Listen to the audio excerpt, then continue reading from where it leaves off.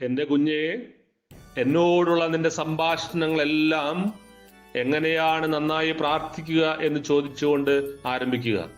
അപ്പോൾ തുടർന്നുള്ള വഴിയിലുടനീളം നിന്നെ ഞാൻ ചേർത്ത് പിടിക്കും. അപ്രകാരം നീ നന്നായി പ്രാർത്ഥിക്കുകയും പ്രാർത്ഥന ആസ്വദിക്കുകയും ചെയ്യും. എൻ്റെ കുഞ്ഞെ, ആത്മാക്കളെ നേടുവാൻ നിനക്ക് ഒരു വിധത്തിലും കഴിയുന്നില്ലെങ്കിൽ അതിന് കാരണം നീ ഒഴുക്കിനനുസരിച്ച് നീങ്ങുന്നു എന്നതാണ്. അടുത്ത തവണ അങ്ങനെ അനുഭവപ്പെടുമ്പോൾ എന്നിലേക്ക് തിരിയണം.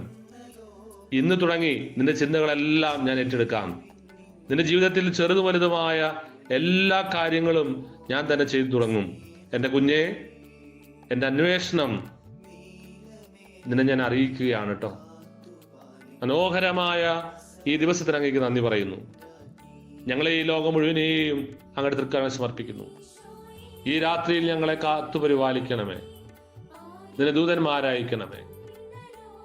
നമ്മുടെ കർത്താവായ ഈശോ മിശിഹായുടെ കൃപയും പിതാവായ ദൈവത്തിന്റെ സ്നേഹവും പരിശുദ്ധാത്മാവിന്റെ സഹവാസവും നമ്മെല്ലാവരോടും കൂടി ഉണ്ടായിരിക്കട്ടെ, ഇപ്പോഴും എപ്പോഴും എന്നേക്കും.